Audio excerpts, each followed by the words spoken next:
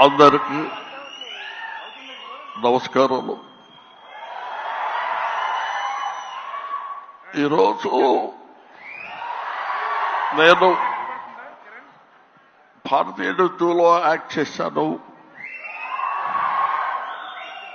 India number 1 బాగా hit చేశారు, మీరందరికీ తెలుసు.